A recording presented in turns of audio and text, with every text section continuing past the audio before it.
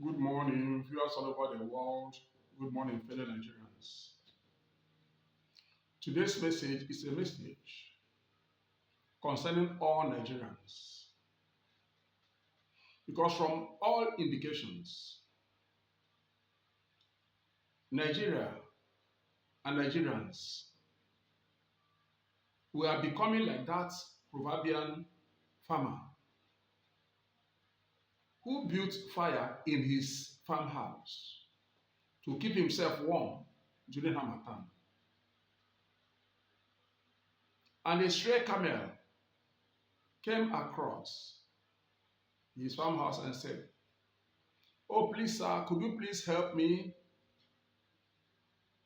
come and get myself warm with you in your hut?" And the farmer said, "Oh, no, my friend, my hut is very small for two individuals. So I'm sorry, I cannot help you." The camel insisted, "Oh, please, sir, it is very cold out there. Please help me. Even if you can help me, bring in one of my two hands and just get my hand warm." The farmer said, "Okay, then one hand." The camel brought in one hand. And after a little while, the camel said, "Oh, could you please, sir, help me bring in the other hand? This hand is suffering outside there in the cold." And the farmer said, "Okay, only your two hands." And a little while, the camel said, "Oh, please, sir, it's too cold on my head. Could you please just let me bring just my head into the hut?" And the farmer said, "My friend, I said my hut is too small for two individuals." The camel said, "Please, sir, only my head." The farmer agreed and said, "Okay, only your head." Last one, the camel brought in his head.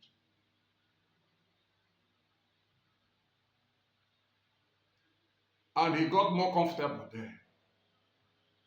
And he said, "Please, sir, one more demand. Could you please allow me to bring in one of my legs?" The man said, "No, it is too much for me. There will be no room for that." He pleaded. And the farmer permitted. He brought in one of his legs. What happened next? He said, "Please, the other leg." The farmer tried to resist. And the farmer said, "Well, if one more leg, since I've allowed two hands, the head, and one leg, if it's left with only one leg, why not? Bring in the other leg." And the camel brought in the second leg, ended up kicking the farmer out of the hut, taking over the hut, putting the farmer, the owner of the hut, the one who made the fire, putting him outside, taking over the hut, enjoying the fire, enjoying the heat. So what am I trying to say? This is what is happening in Nigeria. Our politicians, our political class, they are asking us every day for one hand.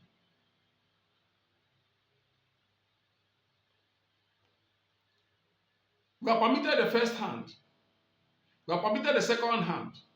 We are permitted the head. We are permitted the one leg.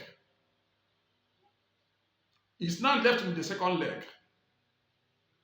And they are going to kick us out of Nigeria. Kick us out of everything that has to do with our country. And it will just be about the political class versus the rest. As bad as it is, They have captured the judiciary. So the judiciary is now doing their bid in totality. See what is happening in River State. I listened this afternoon on the media, so irritating. Ugochinyere complaining about,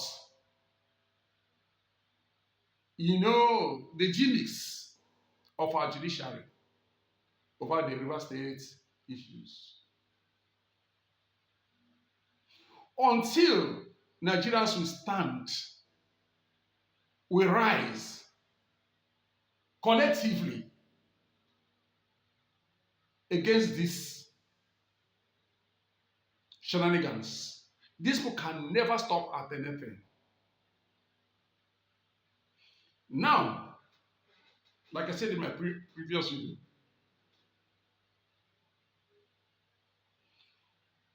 can anybody explain the urgency of building houses for our judges?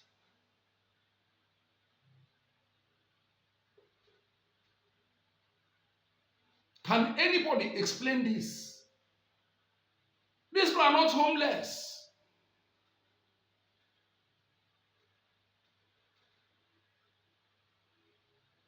They have homes already. They are among the privileged in Nigeria. Meanwhile, the same person who is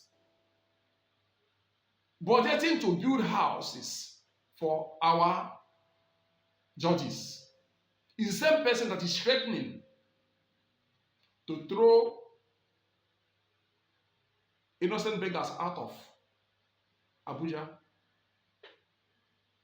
He did not even say, okay, I'm going to build a camp. Let him call it a camp. If he cannot say low-cost houses, let him call it a camp or whatever. Or just promise them something. They are Nigerians too. When the poverty becomes a crime,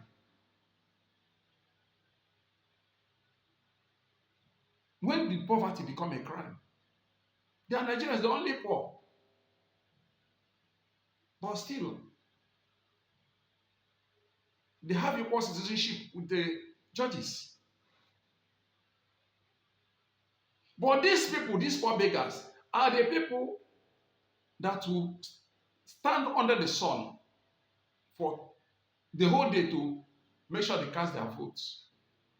Most of the judges, they don't even come out during election to come and stand on the queue to vote for anybody.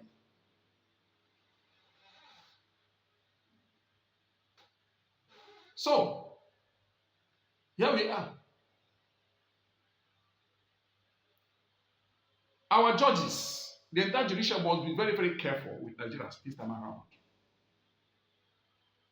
Because you guys have made it so glaring that you want to tell us that Nigeria belongs to you. Because you are given the advantage or the opportunity, not even the advantage, the opportunity to bring in one hand. You ask for the other one, Nigerians gave you the other one. You ask your head, they gave you, okay, space for your head. One more leg, they gave you space for one more leg. As neighbors we are,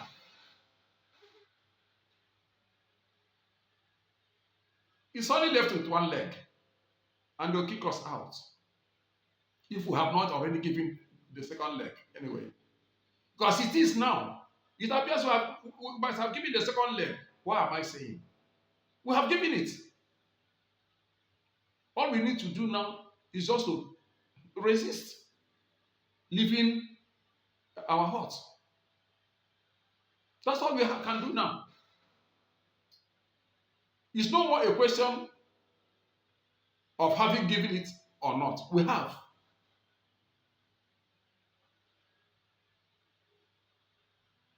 So, that is that. And again, I saw another thing on The news today too about the members of the National Assembly debating on making Sharia law to be part of our national constitution. To make it at all, to be our national constitution, that means every state must embrace Sharia law. With the fragility of Nigeria, and people continue to this direction, it's very unfortunate. I think when some of our lawmakers, when they sit together, I don't know what they think before coming out.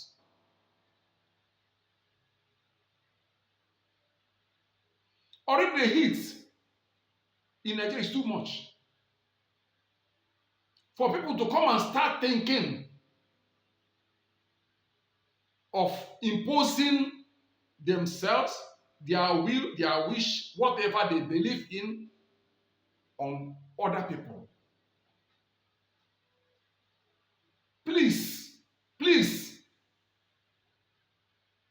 our legislators, if you don't have job, sit at home, go home, and stop raising tensions everywhere. Stop causing trouble everywhere.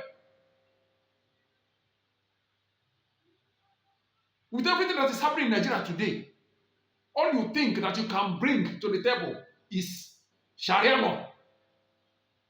You have enough of it in the north. You have enough of it in Islamic dominated states. You can't impose it on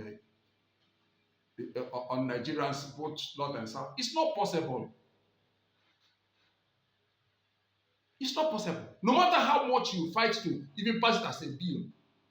I have something saying, okay, let's drop it. I said, let it go. The second, you can go to third, fourth, fifth, 100 reading.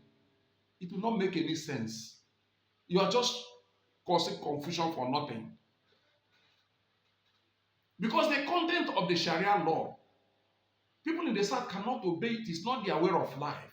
These people are Christians. They believe in secular, the secular nature of Nigeria. These people, they go to the bar, sit and drink their beer, drink whatever they want to drink enough and go home. They live their life and face their God, the God they know. Some of them are Christians, some of them are idol worshippers, some of them they believe whatever they believe. Some of them they believe in nothing. So please keep your belief. You should not destroy this country. You should not destroy this country. Nigeria is already too thin. Too thin for anybody to tamper with. It's too fragile.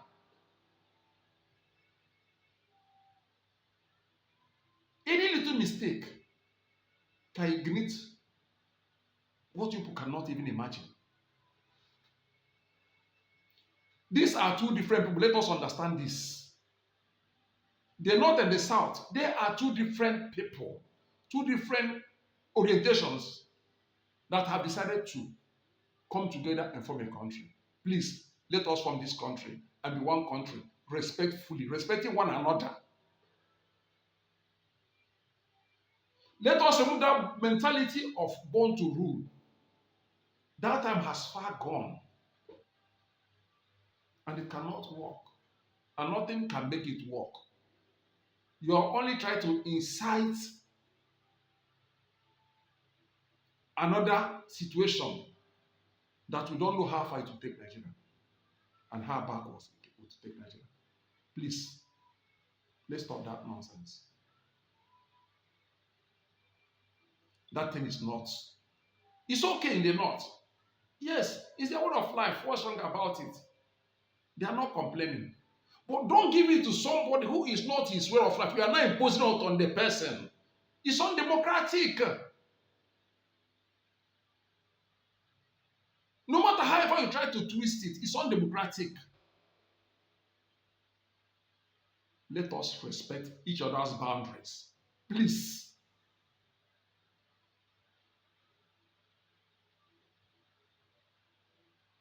So that is my message for Nigeria today and our viewers all over the world. Thank you very much for listening. God bless Federal Republic of Nigeria. God bless us all. Amen.